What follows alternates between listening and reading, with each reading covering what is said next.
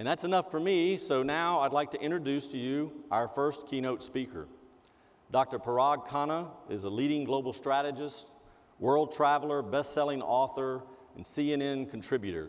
He's a senior fellow in the Center on Asia and Globalization at the Lee Kuan Yew School of Public Policy at the National University of Singapore. He's a managing partner of Hybrid Reality, a boutique geostrategic advisory firm, and co-founder and CEO of Factotum, a leading content branding agency. His latest book, Connectography, Mapping the Future of Globalization, we handed out today.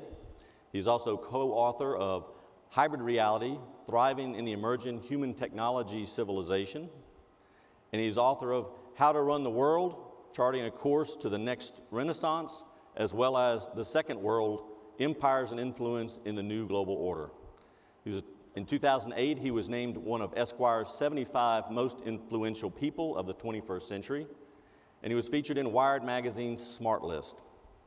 He holds a PhD from the London School of Economics and bachelor's and master's degrees from the School of Foreign Service at Georgetown University. He's traveled to more than 100 countries and is a young global leader of the World Economic Forum.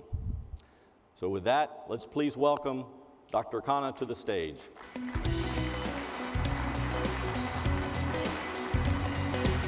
Hope I didn't put you that. Thank you. No, not at all.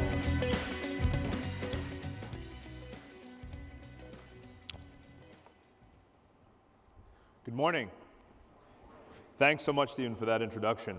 Tomorrow and beyond is the best theme ever. And it's great that the committee put its head together and came up with this combination of words. Why do I say that? Well, a lot of people call me a futurist. I don't necessarily know what that means, but I'm an academic, therefore I take things very literally. So tomorrow and beyond is perfect because I'm going to literally show you tomorrow. The most physical representation of tomorrow, the infrastructure of tomorrow. And you may hear this from everyone, but I really love this industry. and the proof is that, going back 10 years when I wrote my first book, it required driving around the world, more or less, over a 2 to 3 year period. And in the beginning of that book, I said, you can tell a lot about the quality of a country by the quality of its roads. And I decided, I should make a book out of that one sentence. So I've spent even more of the last 10 years just traveling and bringing that to life and trying to explain how infrastructure, fundamentally infrastructure, is what propels the dynamism in the world economy, the potential for economies to grow, even social evolution and global evolution in many ways. So without further ado, I really want to jump right into the maps that I produced that show you the world that we are directly heading into. I call it the global connectivity revolution. Well, what is connectivity? You can't have connectivity. We think of connectivity, our children, even the millennials in this room, when we hear the word connectivity, we think digital connectivity, that we're untethered, we're wireless. Well, that's not true. Connectivity is a very physical thing, and all connectivity rests on physical things that we have built. And what I've been thinking about for the last 10 years is the deficit in our mentality, the fact that we don't physically map this connectivity. So that's what I've set out to do, and I'm going to show you a lot of the results of that. And I liken this global connectivity revolution to us bolting a physical exoskeleton onto the planet. So I use this metaphor, if you will, of a skeletal system, which is all of our transportation networks, the roads and railways, and so forth, the vascular system of energy, all of the oil and gas pipelines and electricity grids, and the nervous system of communications, all of the internet cables, for example, that wrap around the world. And if you lay all of those down, all of that infrastructure that promotes connectivity around the world that exists today, that's in progress, that's planned for the future, you get a map that looks something like this. And this is not a map that you've ever seen before. In your offices, in your children's schools, you have maps either of natural geography, which is blue for the oceans, brown for the deserts, green for the forests. You have maps of political geography, nations and boundaries, right? There used to be about 50 countries in the world when the United Nations was founded. Now there are about 200 countries in the world. So lots of those straight lines on the map. Why don't we have good maps of functional geography? Why don't we have good maps of what it is that you do? What about the world that we have built? Not just the world as it was designed by European colonialists over 300, 200, 100 years ago, and not just maps of nature, but maps of human civilization, because it's a physical thing. So a slight little blind spot that I think I identified and decided to deep dive into, and that's what we're going to do today. And we're going to live by this motto by a great Spanish architect, Santiago Calatrava, who says, what we build today will last centuries. And in the book, Connectography, I say ...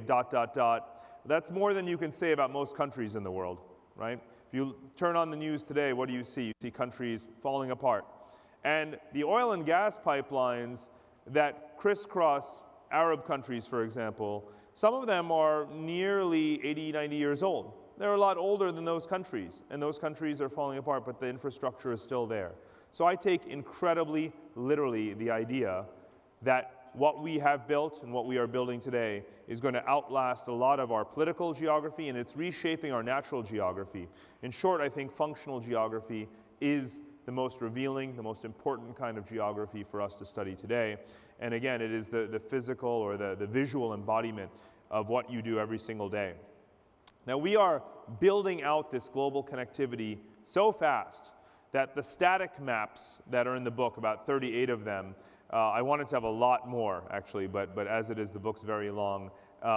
So we decided to put a lot of this online. I'm working with a number of digital cartographic providers at universities to create real-time maps of the world's infrastructure. One of them, I show you the screenshot here, it's called the Connectivity Atlas. Another one is done with Harvard University's Center for Geographical Analysis. It's called the World Map. And what we're doing is, in as much a real-time way as possible, uploading data sets around all the existing transportation, energy, and communications projects. Every airport and seaport, literally every internet cable is going into these maps. And you can toggle around to any geography in the world. You can switch things on and off because it looks like a crazy spaghetti bowl when you have everything in there. But it helps you to see the extent to which, the pace at which this global connectivity revolution is unfolding.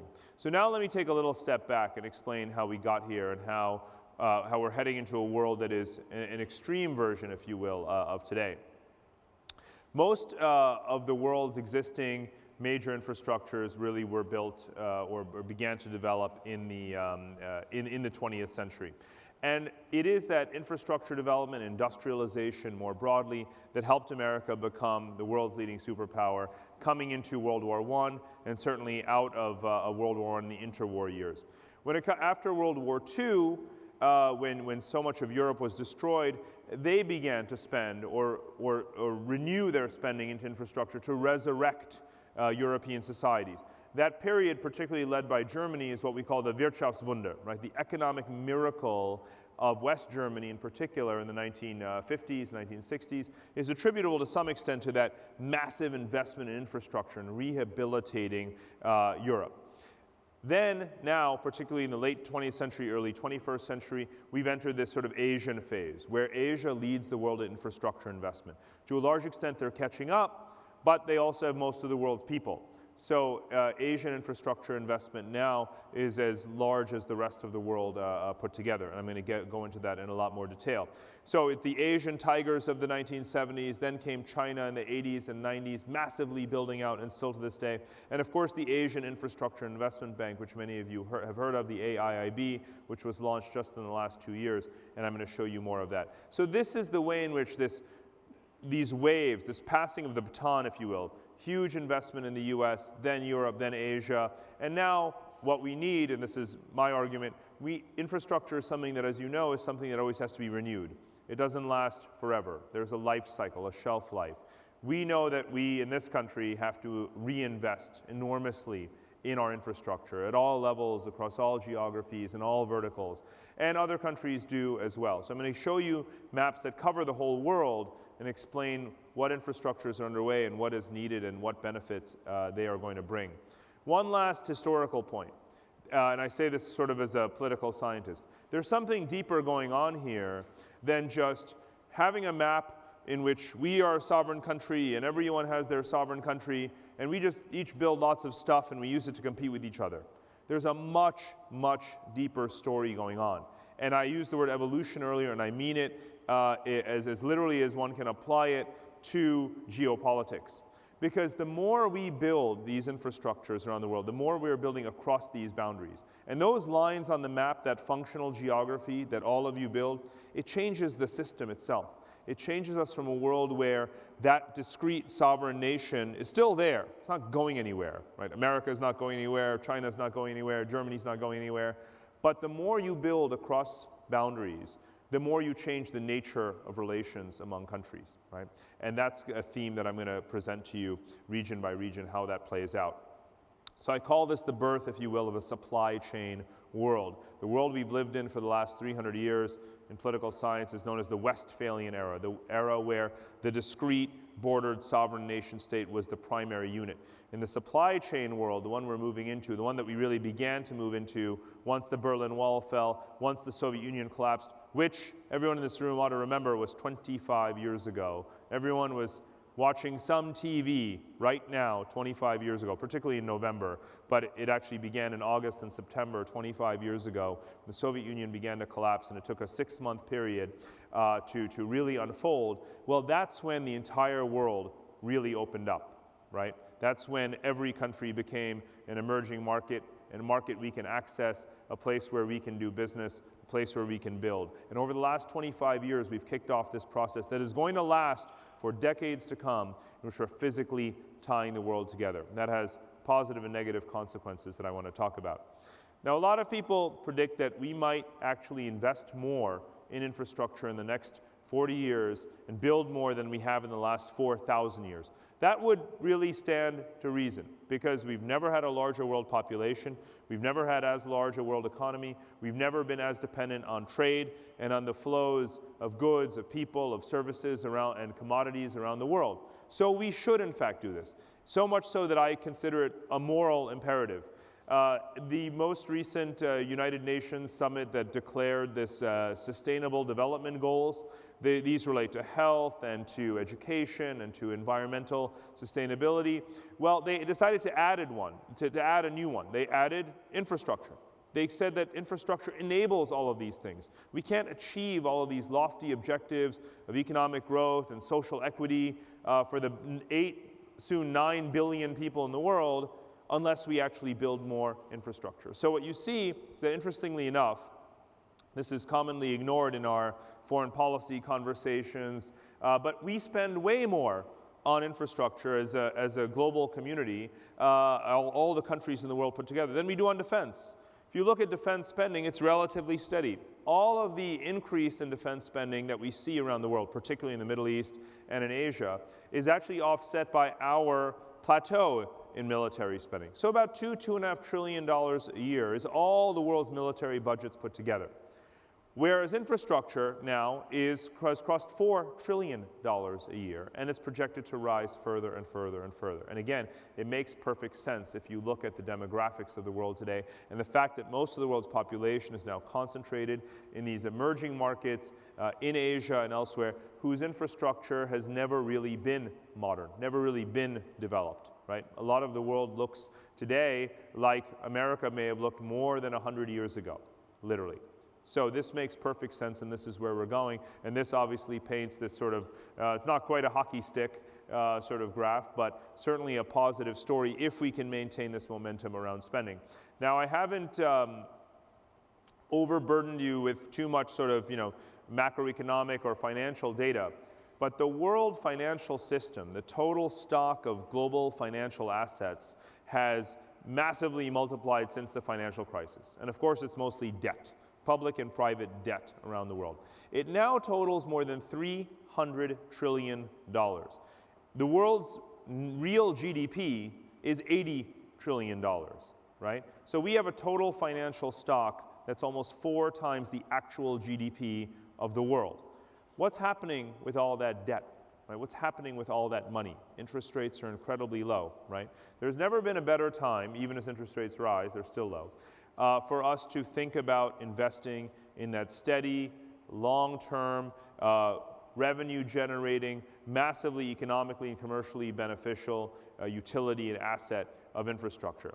According to consulting firms like McKinsey, there is a $3.3 trillion annual deficit in infrastructure spending. You can see that they feel that the basics, right? Power, roads, telecom, railways, airports, so forth, all of these are the fundamental pillars of infrastructure that are lacking all over the world. And they are here at home as well. The one thing that our two remaining presidential candidates can agree on is the sorry state of our infrastructure right here in this country, right? That gives me hope. No matter who wins, I think that we're going to see some serious money go into infrastructure. And like I said, all of that, the sovereign wealth funds of the world, the private equity, the pension funds, all of that money is looking for a steady long-term return, and it should be into these areas. Right now, our infrastructure investment is basically 0%, right? We know that the Army Corps of Engineers says we need more than $1.3 trillion or so in infrastructure. But the most recent transportation bill by Congress gave something like 300 billion over a 10-year period. So in other words, utterly insufficient. And of course, if you take into account capital appreciation, we're basically going nowhere. I think one of the largest projects right now in the US, I'm from New York City, is LaGuardia Airport, right? The sort of rehabilitation, or at least refurbishing one terminal, maybe building a new one. That wouldn't rank, as you all know, in the top 100 in China today, right? Just to put things in perspective. So I'm going to give you a global view. Like I said, huge amount of assets under management already in terms of the capital stock in infrastructure, but so much more money out there that could go into capitalizing funds that can finance the huge amounts of infrastructure development that are needed across all of these verticals in the years ahead, and I do expect this to grow. There is some very good news for the US. About 5 years ago, if we were standing here and talking about global capital flows, we would say, uh-oh, the US is risking losing its status as the world's top foreign investment destination. We were worried that China was really going to take over in terms of the volume of capital flows coming in. After all, they were the world's factory floor, and supposed to be liberalizing their capital markets and so forth. Well, not so today. Fortunately, not only because of the effects of our monetary policy and the stability of the US dollar in the aftermath of the financial crisis, and now the opening up, liberalization of foreign investment in a whole new set of attractive areas in the US. The bottom line is that this year the US tops the world by far in inward foreign investment, and the gap is projected to grow and grow rather than shrink. So all of this money is coming in, and particularly into manufacturing, into real estate, commercial real estate in particular, and of the $380 billion of inward foreign investment into the U.S. that's expected for this that was in 2015, a good chunk of that has gone just into these key sectors mentioned above. Commercial real estate, as I said, there's been some liberalization there that's allowing more foreign capital to come in. So the financing is available for us for the capital to be there to really fund the kinds of projects that the U.S. needs to go into. Remember that our population is also growing, right? We're projected to be a country of 400, maybe even 420, 430 million people over the next 25 to 30 years. And that's just based on a relatively steady rate derived from not just immigration, but of course we have an aging population as well. So all of this investment is very, very necessary. And as I said, no matter who wins the election, we should really rally behind this cause in terms of taking not just our own capital, but global capital to deploy in the United States. So what should the US really look like? I'm not going to shy away from the fact that this is one of the more controversial maps in my book. It was excerpted and made a very large 2-page spread in the New York Times in April of this year, and the response to it practically crashed the New York Times server. They got about 800 or so comments in less than 24 hours. So it was not uncontroversial. But let me say this again with my sort of poli-sci hat on. The 50 United States, they're not going anywhere either. Much like our country itself, the states within it are fine for what they are, but they are also in some ways a historical anachronism, right? Federalism is a great idea in and of itself, but when you think about the world in terms of functional geography rather than political geography, you don't want to have as many administrative and regulatory barriers prohibiting the flows of commerce and investment across state lines that we have today, right? So what I did in this map, just for the sake of argument, is said, well, we all know where the 50 states are. Let me go ahead and remove those lines. And let me look at how would you functionally optimize the lower 48. What can we do to make America more effective? And I'm not going to lie to you. In the course of the research, just for this article and for the sections of the book on this, I wanted to pull my hair out. If you were to read every story of the inefficiencies in our economy, of transporting food, of transporting fuel, of transporting goods, well, I mean, you know all those stories, I hope, right? You would be hopping mad. And that's how I felt. The more I researched, the more I started to develop this map, the more, and the aftermath of publishing and getting all the feedback, I said, you know what, I would double down, I would triple down on this argument. That we need to focus more on uniting the population centers of the country to each other, whether it's through better roads, better highways, through railway, freight rail, whatever the case may be, and that we should think of ourselves as the United City-States of America, not just the United States of America. Because ultimately, economic growth comes in cities, talent concentrates in cities, capital forms in cities, and cities need to be more connected to each other and internationally as well. So this is actually an evolutionary map again. The colored patches are taken from a work from the 1960s, 1970s called the 9 Nations of North America that talks about the kind of natural economic geographies, industrial areas, industrial manufacturing areas, agricultural areas, energy-rich areas, demographic centers, capital centers, and so forth. So there you get the colors. The white patches are the increasingly urban parts of the U.S., where the populations are concentrated. Actually, the U.S. has not only 10 or 12 major cities of international standing, but about 300 major metropolitan regions. And each of them, or many of them, suffer from poor connectivity. Again, even in the wealthiest and most economically central zone of the U.S., the Northeast, the connectivity is terrible, right? From Boston through New York and Philadelphia to Washington. Again, I'm a New Yorker. I've been on the Amtrak, hundreds of times. You can't imagine what the productivity gains would be, if we had some kind of a high-speed rail network linking the northeastern spine. So on the West Coast as well, of course, there's talk about doing some kind of San Francisco, LA, high-speed rail, maybe even a Hyperloop. Whatever it is, those can't be the only two either, right? President Obama came in to office saying that we would do 8 shovel-ready high-speed rail networks. He's about to leave office. We still have 0 kilometers of any such project, right? And it's the fault of our entire government. It's fault of everyone who could have advocated that we actually implement these projects and that we actually, leaving aside all of the jobs that they would create, just all of the economic gains. The interstate highway system, right, that dates back to the 60s, has added on average, according to studies that were done at the 40th anniversary of the highway system, $38 billion on average per year of economic gains, more than $1 trillion of cost savings and efficiency. You literally today can't imagine the United States of America without the interstate highway system, can you? You can't. You just can't. And it has to be continuously renewed, as with the other infrastructures as well. So I really believe in this map. I really believe that this is the future map we need to be building, no matter, and the more state lines we cross, the better. The irony is, I'm not against our 50 states. It's the governors who love this map.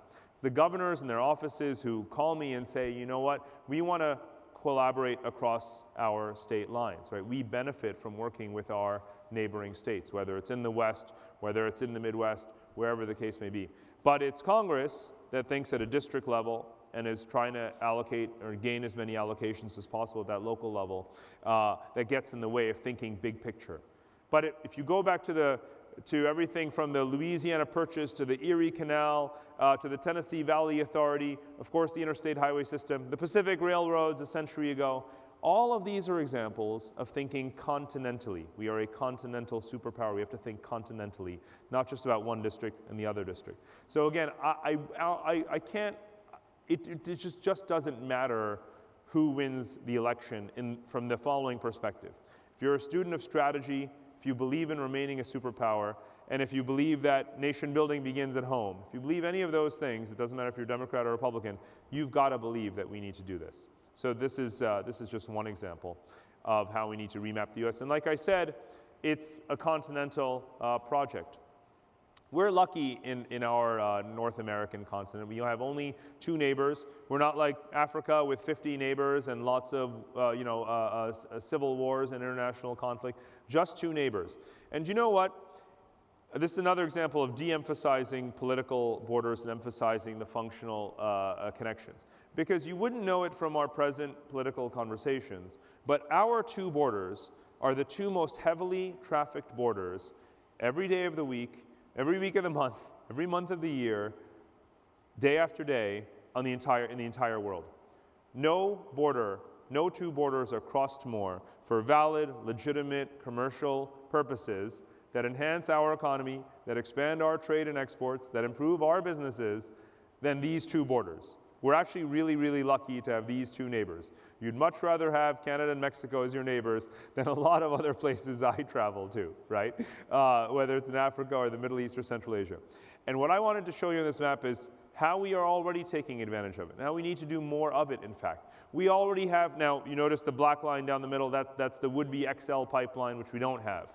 But we have lots of other freight rail, as you know. We are the largest importer of raw materials from Canada. We are one of the largest oil and gas providers. The energy trade, if you will, as you know, between Mexico, Canada, and the United States is very, very robust and is growing. So with or without XL, we have that. We have the potential for, we already have some electricity supply coming from Quebec, from the eastern provinces of Canada. We probably need more of that. I envision in this map even the potential for hydrological canals, because Canada is the largest supplier of fresh water in the world, and we, right here in this exact part of the United States, are facing drought and falling water tables. California has a major agricultural crisis going on. We may or not build every single one of these railways and other corridors. But just remember this, the liberalization of our neighbors' economies is good for us, right? Because we are now able to access high growth markets. We're able to to integrate those markets in terms of supply chains. We're able to invest now in the liberalized Mexican energy sector and sell more energy to them and help them to modernize. All of those things happen if we think about a shift from not just NAFTA. You can be for or against NAFTA in terms of what's happened to very specific industries and jobs. I'm very, very familiar with every single detail of those debates. But if you think about a North American union, and the word union really scares people, and yet we're the biggest winners from it, right? I mean, how else are you going to sell tariff-free to 100 million emerging middle-class Mexicans? How are you going to be able to export to Brazil, a country of nearly 300 million people, if we don't have a free trade agreement with them and Mexico does?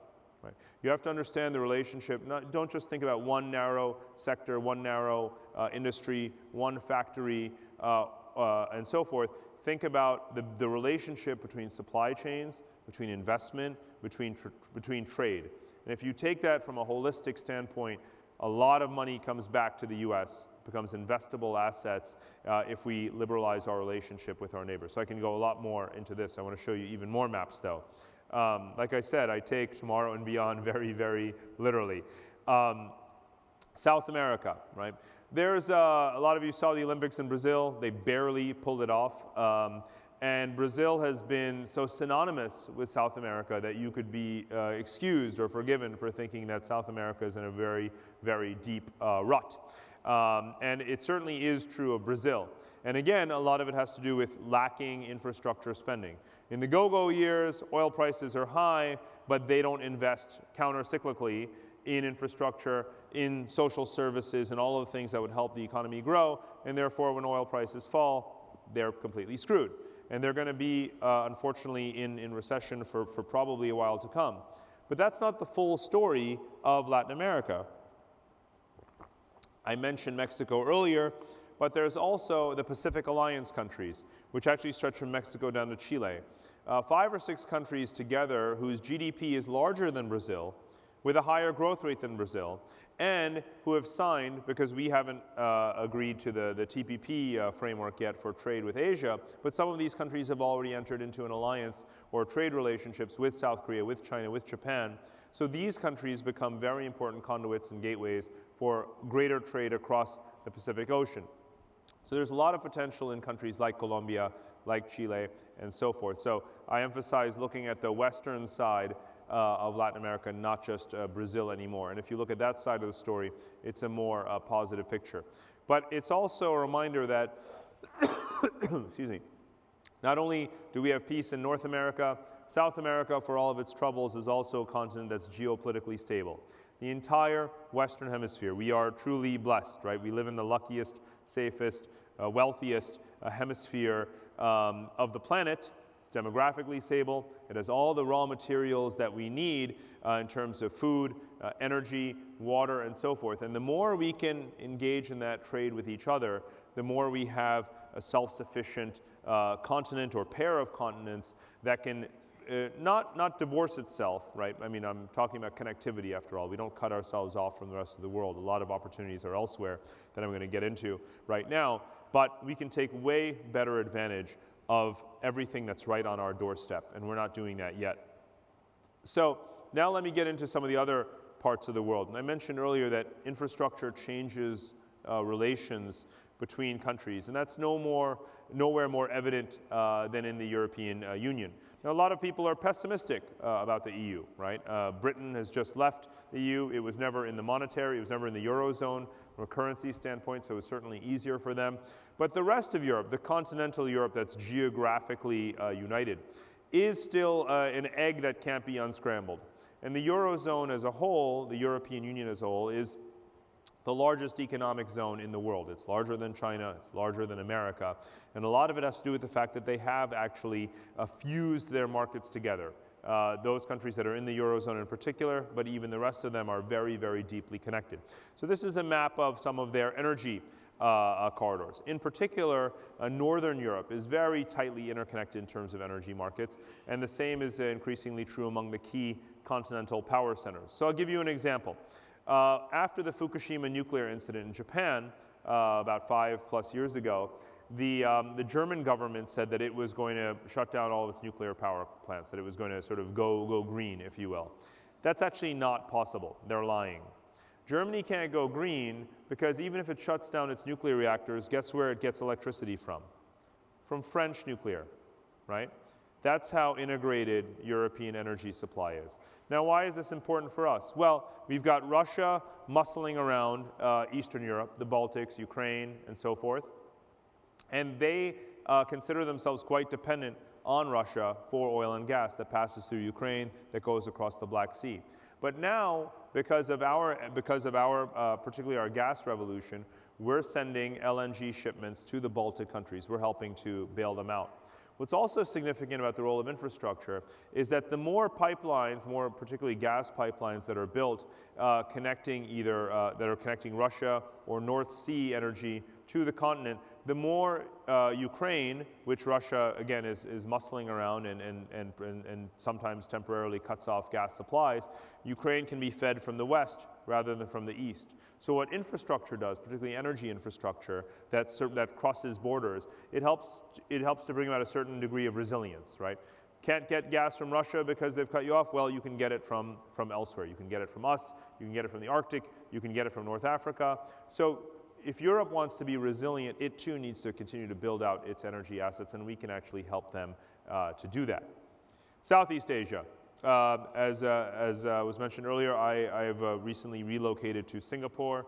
If my laser pointer works, it doesn't, but that's all right. You all know where Singapore is, right down there in the bottom middle of the map. This is ASEAN, right? The Association of Southeast Asian Nations. It's been in the news the last 48 hours because President Obama happens to be in Laos, right in the middle of this map in Vientiane.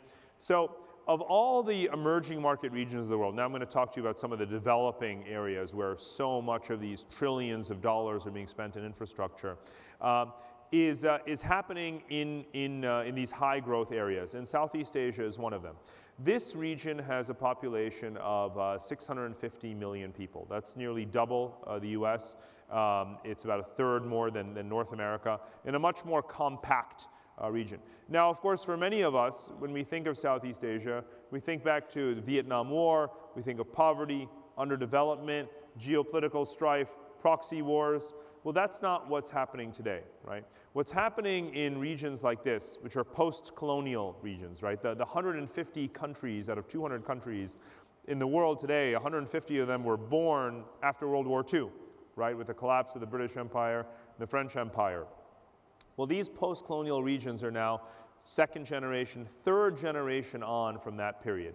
And they have realized that they need to, that they also need to overcome their political divisions. They need to think beyond their national boundaries. They need to optimize their resources. Here in this region, you have energy-rich countries, agriculture-rich countries, manufacturing centers, countries with a lot of cash, land, labor, capital, right? They have it, but not in the right places. So they're building all of these infrastructure networks. So I've mapped out for you here the plans for the integrated railway system, the gas pipelines, the oil pipelines, the hydro canals, the electricity grids for Southeast Asia. And what has that done already? Some of this hasn't been built yet, but already what it's done is taken these individual little countries, all rather small, all with economies that are more in the range of, you know, somewhere between 20 and $200 billion. But it's connecting them, it's integrating them. And now you go towards a collective economic zone of $2.2, $2.3 trillion. Now that's real money, right? In fact, the GDP of this region, right here on this map, Southeast Asia, 10 little countries, right? Their combined GDP is larger than India. Now, India was a big theme for you last year. I'm going to talk about India as well. But India has twice as many people as this region and a smaller GDP. So why aren't we talking about this just as much? This is where the action is. This is where the governments are that have really committed to infrastructure. Fortunately, India is now as well. But I'm just showing you how building infrastructure, aligning supply chains, harmonizing investment regulations and so forth brings economies together. And with half the population of India, they have a larger GDP. And with less than half the population of China, they have more foreign investment coming in here into just 5 of the 10 countries, just 5. Just Malaysia, Thailand, Vietnam, Singapore, and Indonesia, just the big 5, have more FDI coming in. In other words, more supply chains, more factory work, more international commercial activity than China today. And that's the process of integration. So I call this Pax Asiana. Now that the ASEAN region is at peace, it can really start to come together. And that's happening elsewhere as well. This is the long shot. This is the moon shot. Although I know you've got an astronaut coming in tomorrow, I'll use the phrase anyway. The moon shot in geopolitics is stabilizing the Middle East. Now, the region doesn't have a lot going for it at the moment. Most of the countries on this map don't really exist anymore, like I said. You know, I spent some time in U.S. Special Operations Forces in Iraq and Afghanistan. I really do know better than anyone that the map is fake. The political map of the region is a complete fraud. For nearly 15 plus years, I've spent a lot of time backpacking my way from the western side of this map, Morocco. I've even been to Iran. So I've been everywhere on this map except Yemen. And I can tell you that the lines on the map don't really matter much, right? They're just containered spaces that help to some degree separate one place of ruin from another. And things may get a lot worse before they get better, quite frankly. I mean, this part of the world has been dominating our headlines for quite a while. And oil prices now are, of course, are structurally low. They don't have that going for them either at the moment. But here's what they do have going for them. The cities in the Arab world, think about Cairo, think about Baghdad, Damascus, Istanbul, and so forth. These cities are thousands of years old. The countries like Iraq, you know, in Lebanon and so forth, they come and go. They come and go all the time, right? Within our lifetime, we'll see several countries born and die. But the cities have been there forever, and they are the real anchors of the demography of the 400 million people of the Arab world. And what's more, most Arabs live in cities. They actually don't necessarily think, they don't have a whole lot of national pride, since their countries are very young, They've been led by corrupt, tyrannical leaders who didn't instill a great deal of pride, and now their countries have fallen apart, so there isn't even that much left to be proud of. But they've got their cities, and because most of the Arab world is desert, most people actually live in cities. So the task of rehabilitating this part of the world is not how hard you smash ISIS or don't smash ISIS, although that's incredibly important. But if you really want to talk about how to stabilize this region, you should really be talking about how to build the cities and build more connections among cities so that young people have jobs. The number one correlation throughout all of human social history to political unrest is male youth unemployment. Well, guess which part of the world has really high male youth unemployment, right? So you're not going to stop ISIS. You can smash ISIS, but you're not going to stop the next ISIS unless you deal with male youth unemployment. Well, I know something young men can do. They can build cities, they can build pipelines, they can build electricity grids, right? They can build infrastructure, they can build railways. That's what this part of the world needs to be doing. What I don't hear anyone saying in our political conversation or otherwise is how we need to either stimulate this, invest in this, encourage others to invest in this, create the vehicles for these countries to invest in themselves, to take what money they do have from oil, whatever they've saved in their sovereign wealth funds, and these governments, particularly in the GCC, Saudi Arabia and elsewhere, are actually repatriating a lot of capital out of the financial assets that they've been holding in London, and they're saying, you know what, this time it's for real. Oil's not going up for a while, we're running out of money, we can't just stash it in Barclays Bank or whatever the case may be, we've got to bring some of it back, we've got to invest in job creation.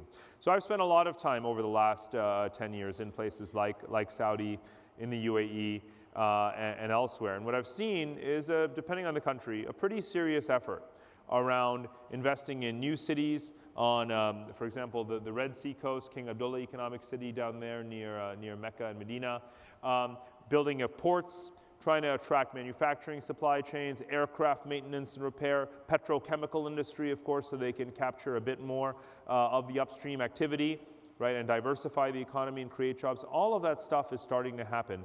The only question is, can it happen fast enough, and can they spread the wealth more across this region?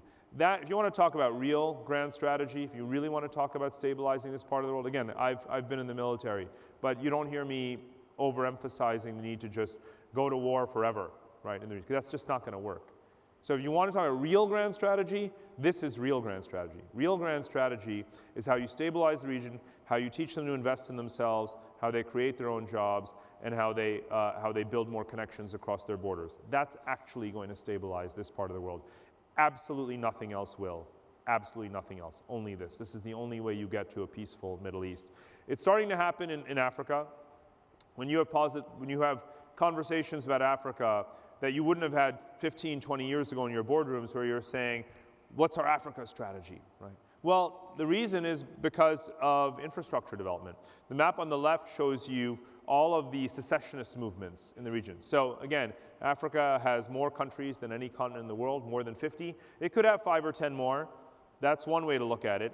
The other way is the map on the right, where you see, particularly the East African community, where you see the cluster of lines, where they're really investing in multimodal corridors that are taking the interior countries like Rwanda and Burundi and connecting them to the coast, right? Integrating their energy grids, their gas and oil supply, building these railways and ports so that they can start to optimize their resources. And now you've got, out of the billion people of Africa, about 300 million people who live in this East African catchment area, you know, all the way north to Ethiopia, down south to Tanzania, that are really starting to get their act together. I can't say that you can't generalize about Africa as a whole, right? Hard to generalize about 1 billion people in 50 countries. But you can, when you look at these sub-regions like East Africa, where they're starting to connect to each other and build that infrastructure, that's where the positive story is, that's where the growth story is, that's where the business opportunity is for the coming, not just 5 years, 10 years, 15 years, we're talking about 20 or 30 years worth of investment that's necessary to modernize these countries. And they finally have the governments that want to do it, right? So we should help them. You in this room, you've got the technology, you've got the know-how, you're the ones with the skill sets. You just have to be willing to go out there, work with them, partner with them. But I think that this is a positive story as well, East Africa.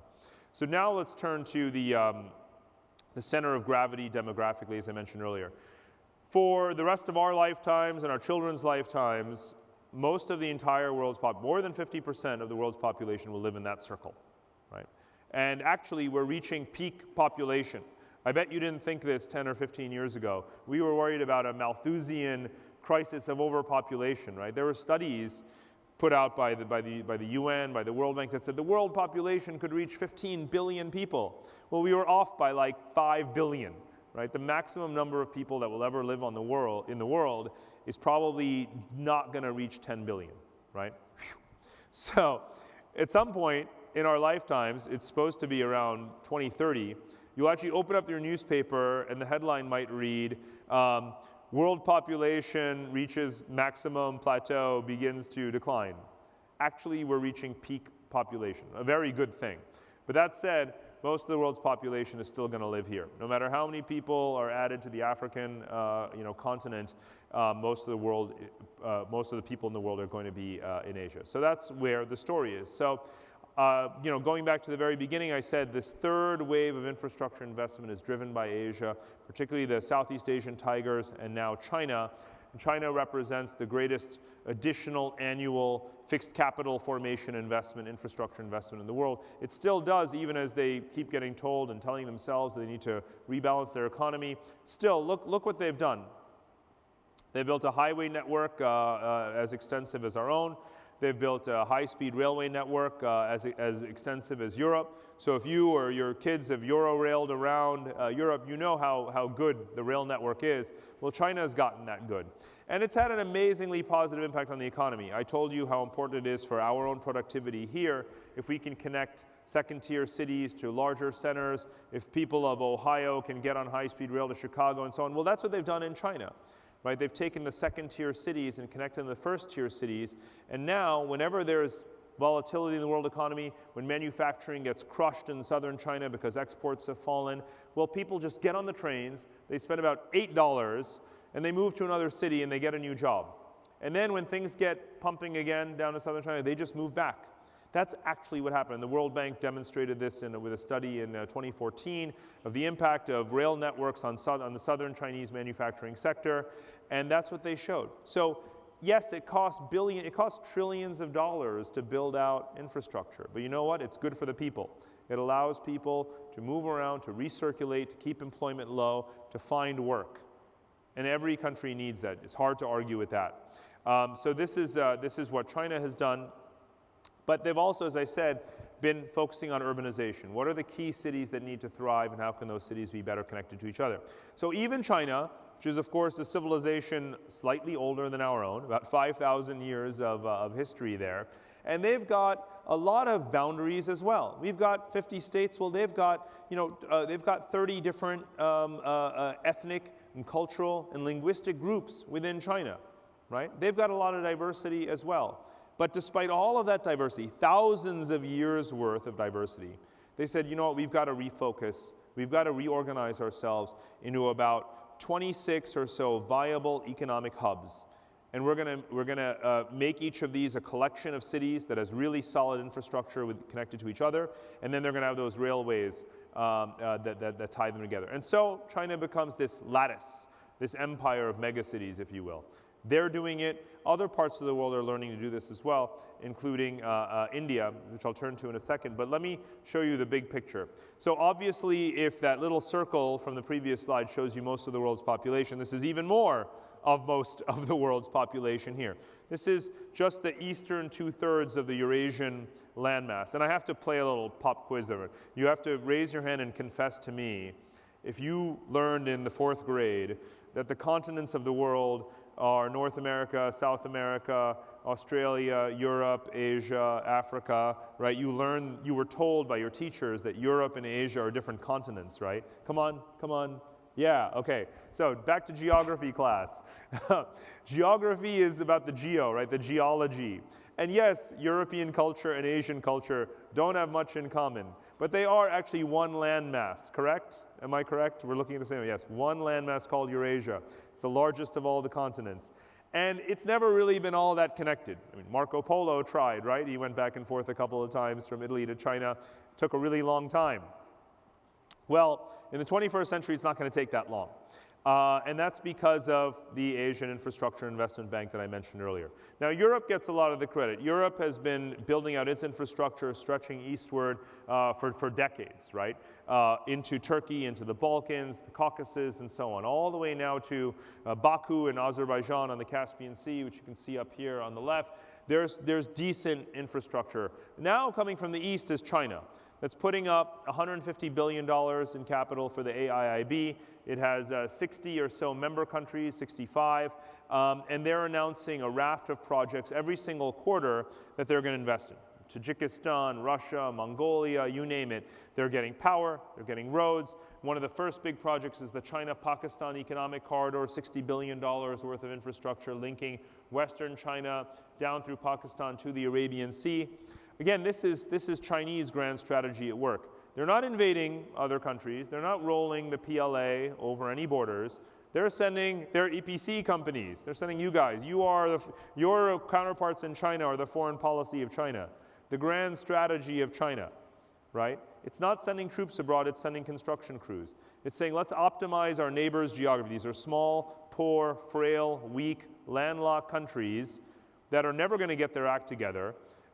Islam Karimov, the president of Uzbekistan, just died last week. He's been the same guy has been in power for decades now. No one knows what's going to come next. I'll tell you what's going to come next.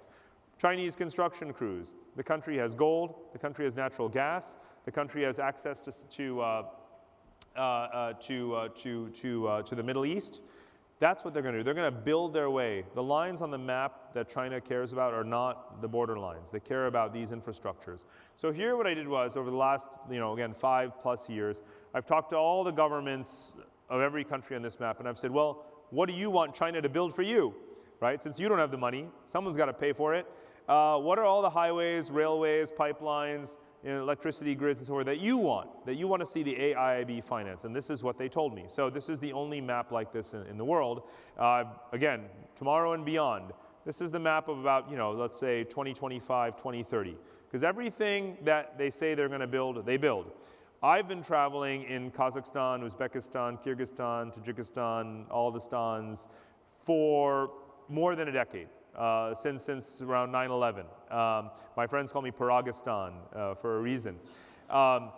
And way before you ever heard of the AIIB, which was exactly a year ago, China was building a lot of these infrastructures. There's already 2 pipelines, right, from Western China through Kazakhstan to the Caspian Sea. So they've already been doing this. The AIIB is just a bigger, better version of what they've been doing. So I tell you with precise authority that when China strikes a deal with a neighbor to build something in that country, it gets built, it gets done. There may be a delay, there may be terrorist attacks, there may be backlash, there's going to be regime change. It gets ugly. We know what ugly foreign policy is like. They're going to learn what ugly is also the more they stretch abroad. But they're going to get it done. They're going to build, build, build. And this is what the Eurasian landmass is going to look like. And this is going to massively optimize the economies, right, of this region. Think about, again, 25 years ago, the Soviet Union collapsed. None of those countries have done much good for themselves in the last 25 years, right? They're about to start, and the money is going to start pouring in. And this is a huge opportunity. Again, most of the world's population is here. They're not well connected to each other. The projects are going to ramp up. They need to be of better quality, of course, and that's where all of you come in, which brings me to this point. You don't need to read every detail here, but I've been thinking very hard about what's going to happen to these trillions of dollars in infrastructure spending on the Eurasian landmass over the next 15 to 20 years. And there's enormous issues that come up around the quality of project management, how to deal with legal issues around the bankruptcy of companies, how to harmonize customs and trade frameworks, how to get companies collaborating on the same digital platforms and sharing information. We've got a long, long way to go in actually making sure that the projects that are undertaken to create these new Silk Roads connecting Europe and Asia actually get built well. We can't sit on the sidelines. The United States is not a member of the AIIB, and I actually think we should be. Canada just decided to join. All of our allies have joined. We said that we don't want to join because we don't trust them, we don't trust their standards, but you cannot influence anything unless you're part of it, unless you're connected to it. You can sit on the sidelines and cross your arms and say, this is not the highest standard, this is not World Bank quality of whatever, and therefore we're going to sit out. But guess what? They're going to roll forward anyway. So I suggest we as a country join this bank. I suggest our companies go forward and bid for these projects because this is where the infrastructure investment is going to be as well. China's plans stretch as far as Europe. There's an anecdote in the book which you'll see about my trip to the Piraeus port of Greece. The largest foreign investment in Greek history is really a prized possession, the crown jewels. You can read in Greek mythology about the port of Piraeus. That said, they weren't too proud to sell it off to Costco, right, for $3 or $4 billion.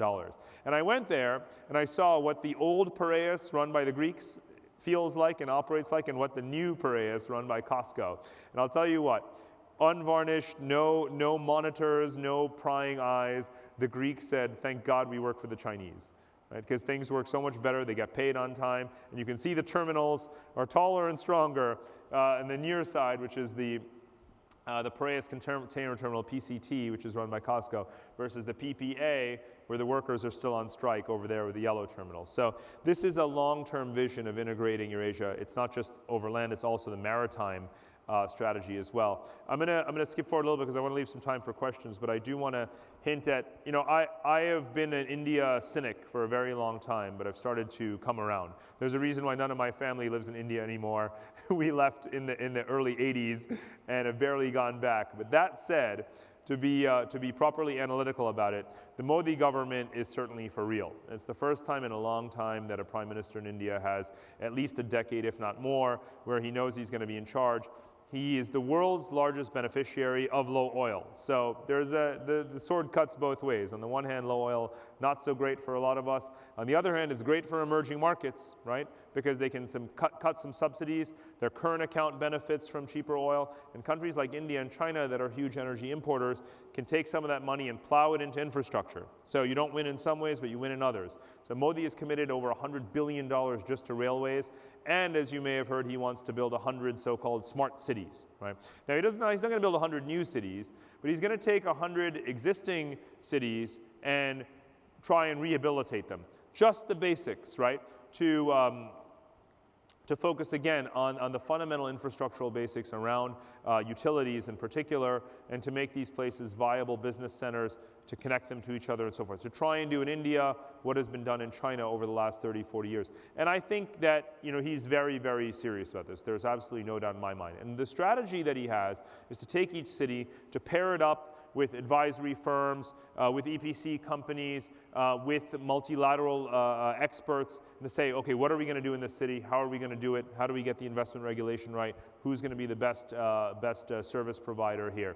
That's also something we need to get in on. India is obviously growing faster than China now, and is projected to do so for decades to come. So whereas 10 years ago I would have been very, very cynical about all of this, this time I'm much more optimistic. And again, India connects to Southeast Asia very, very strongly. So this arc of countries along the Indian Ocean, right, from India through Southeast Asia to Indonesia, it represents more than 2 billion people, economies that are growing at 8 to 10%, and are also the youngest demographics in the entire world, right, where the average age is under 30. So you do the math. This is absolutely where the growth is going to be. I also think there's going to be an Arctic opportunity to move from tropical latitudes to the north. This is very interesting, of course, for energy in terms of cutting the time of shipment of LNG in particular from the Arctic from Arctic sources through the ocean. We have obviously the shipping industry benefiting from this as well. There's even going to be demographic movement up to the north. As I said, I'm a sort of boots on the ground kind of guy. I've gone to the coldest, most northern cities in the world whose populations are doubling and tripling from little villages into thriving towns as they build Arctic ports. So we as an Arctic power, because of Alaska and our alliance with Canada, have a huge opportunity here to capitalize on the Arctic geography. A lot of the world's food production is starting to happen at ever northern latitudes as a result of climate change. So Canada, for example, is already a big agricultural power, but is going to be even more so in the years ahead for this region. I've mentioned cities, so I'm not going to harp on it too much, but again, this is the entire world's population distributed by density. So yellow is the most dense areas. You can clearly see how important it is that we focus on the Asian cities that are really the high growth centers for their economies. This is the similar pattern showing you the world's mega cities projected to the year 2040 based on the World Bank, the UN, McKinsey, and others. There are about 50 cities that are going to be the largest cities in the world, or the largest clusters, if you will, at that time. And again, to be a mega city in the year 2050 or 2040, you're on your way to becoming one today. So this is already useful for you to see where the growth opportunities are. And again, you can clearly see it's in the eastern part of Eurasia. I'm going to skip forward a little bit, but global cities are very important to me. These are the cities that are the absolute leaders in connectivity, the places where the domestic and the international economy are so intertwined, where you have capital markets, the services economy thriving. According to DHL and McKinsey that research the most connected cities in the world, these are your top 7. And I put this up on Facebook, and I invited people to submit their votes for what the next global city is going to be. And I got everything ranging from Sao Paulo to Lagos to Istanbul and so forth. Your task is to think about, well, new global cities are popping up as a result of all of the trends I've been talking about, all of the investments I've been talking about. Find out what they are and start going and doing business there is what this is all about. I'm going to jump ahead just to the final point so that we can have some time for questions. What matters most in all of this, as I said, I try to make maps that are evolutionary to show where we're going collectively. And it's actually a positive story despite all the tensions and volatility in the world today. Again, we haven't had, Cold War ended a quarter century ago. We haven't had a major international conflict, thank God. Hopefully we won't. But we're also building ourselves out of the traps that would lead to major conflict. We've got a lot of tensions right now, South China Sea with Iran and so forth, and yet that said, if you were to ask people 10 years ago, where's World War III going to happen? A lot of people would say, well, we are definitely going to fight a war with China over Arab oil, right? That would have been somewhere in the top 3 scenarios. Well, today, as of April this year, as everyone in this room would know, and as a result of the December decision by Congress to lift the ban on exports of our oil reserves, we now sell oil to China. And we're going to sell more and more and more oil to China. So we're not going to fight a war with China over Arab oil. Instead, we're just going to sell more oil to China. It's good for us, it's good for them. It reduces the incentive for conflict. And like I said, there could be a war in Eastern Europe with Russia over oil, or we can just bail them out with our LNG exports, right? So the more connectivity we build, the more pathways we build, the more Arctic shipping routes, the more trans-Eurasian land corridors we build, the less likely it becomes that if there is a blockage of the Suez Canal, the Strait of Hormuz, or the Strait of Malacca, those 3 red dots, those are the 3 major maritime choke points of the world. The 4th is, of course, the Panama Canal, but it's not geopolitically sensitive. But those 4, if you build a world of connectivity where supply can meet demand, where anything produced somewhere can be sent or shipped or delivered anywhere else, despite any blockages or wars or conflicts that could get in its way, that becomes a more resilient world. And so the task, there is a role for EPC in world peace, in other words, which is to say the more connectivity you build, the more pathways you build, the more resilient the overall system becomes. And to me, building those networks, pursuing that global connectivity revolution that I began with is something that I think is a moral enterprise. It's an economic necessity to continue our growth. Most of world trade happens between countries that, of course, are not neighbors. If you want to enrich the world economy, if you want to boost American exports, we need more connectivity. And it's also a strategic investment. The more connectivity we build, the safer and more stable the entire world becomes. So I bet you didn't think I was going to connect EPC to world peace, but like I said, this is my favorite sector. I think a lot about you guys in every possible dimension, including this one. So I hope that these thoughts stimulate the rest of your conference here and in the months and years ahead. Thanks so much for having me here. I appreciate it. Thank you. Thank you. Thank you. So let's take just a couple of questions, and then we'll be having our first networking break. So we have a question over here. Hi, I'm Rod Daigle with the Infinity Group, now part of Wood Group. I want to take a quick second before to recognize a guy that everyone knows in here, or a lot of you do. Pete Gephardt was always the guy to ask the first question at ECC for years, more years than I can remember. And in February, Pete's wife talked him into slowing down and taking some time to smell the roses. So Pete retired, but I did want to reference him, because every year we look around and see where's Pete and what's the question going to be. So this question's for you, Pete.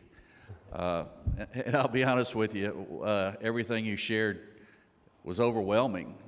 Just so much data in such a short period of time that I'm fighting to find a good question for this for you. You've asked and answered so many questions yourself in your presentation. But I guess to make it a selfish situation, what can the United States do?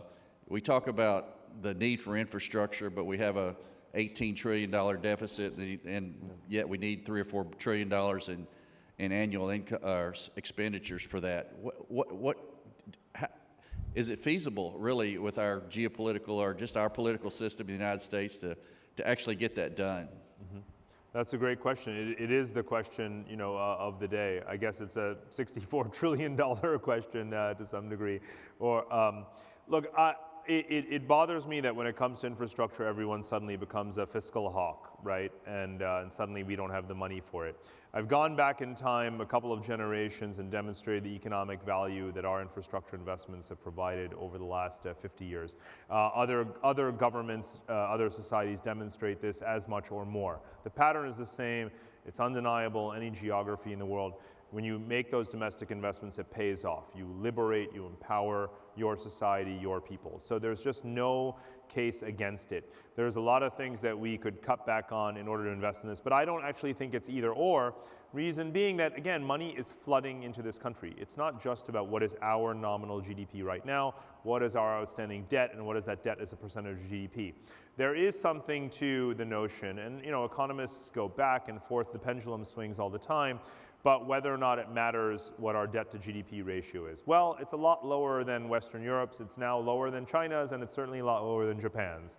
And not only that, those currencies aren't nearly as important as the US dollar is. So we've got the stars aligned in such a way that we really don't need to worry. In fact, again, what the global capital flows are telling us, are begging us to provide them safe assets to invest in, right? Not just the dollar and sort of treasury bonds, but this kind of infrastructure. So I don't see how much more the case can be made by people like me or even by investors abroad that we should be making these investments in infrastructure, and that the global markets are not going to downgrade us for doing so. In fact, it's going to enhance our investability more and more. This is a self-fulfilling positive cycle. We really have to do it.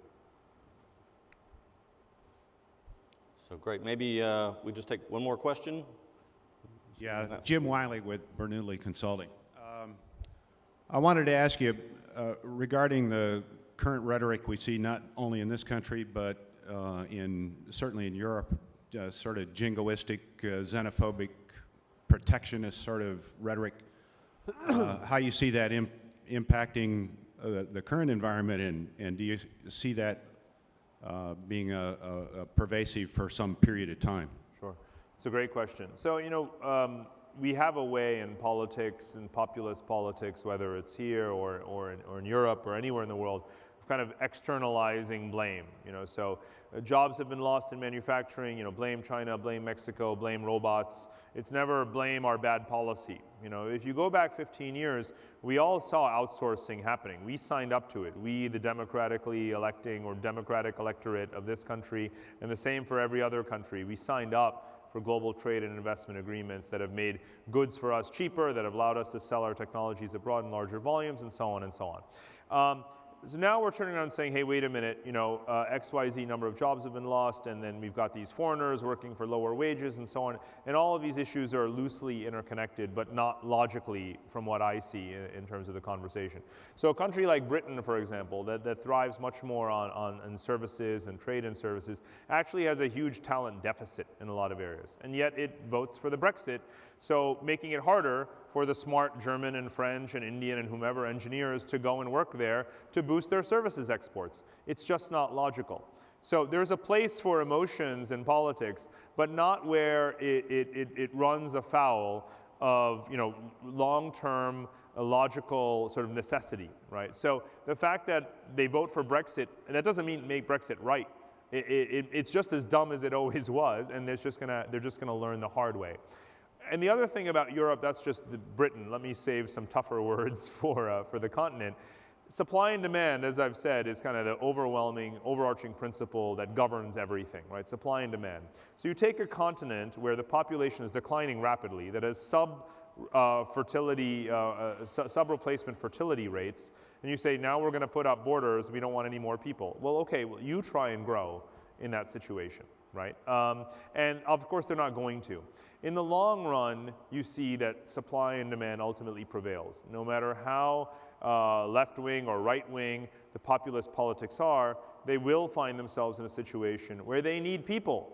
They need people to actually do work, and they do not have those people. So no matter how culturally difficult it may be for them, and it is very difficult, that's plain to see by turning on the television, they have a hard time absorbing people, much harder than we do.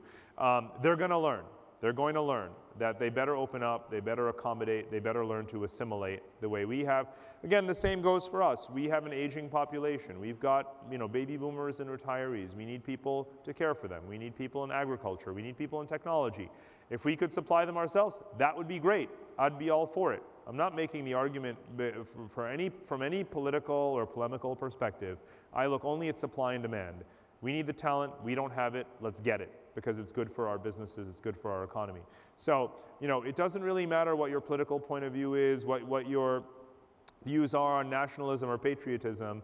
The fact is that we're trying to build these companies. We're trying to build this economy, and we can't do it without certain, without bringing in the right kind of people. So we can have a debate within immigration policy about who we're bringing in and how fast, right? And we should have that debate. But we shouldn't have these all or nothing conversations because otherwise we would be no better than where Europe is right now, and we don't really want to be there. There's a lady in the front, or if we have time. Yeah, thank you to everybody for the questions. I think we're going to need to move on so that we can stay on schedule today, guys. Fascinating discussion. Thank you so much for your time. Appreciate it. Thank you.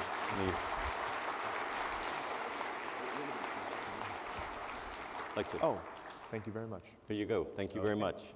Appreciate it.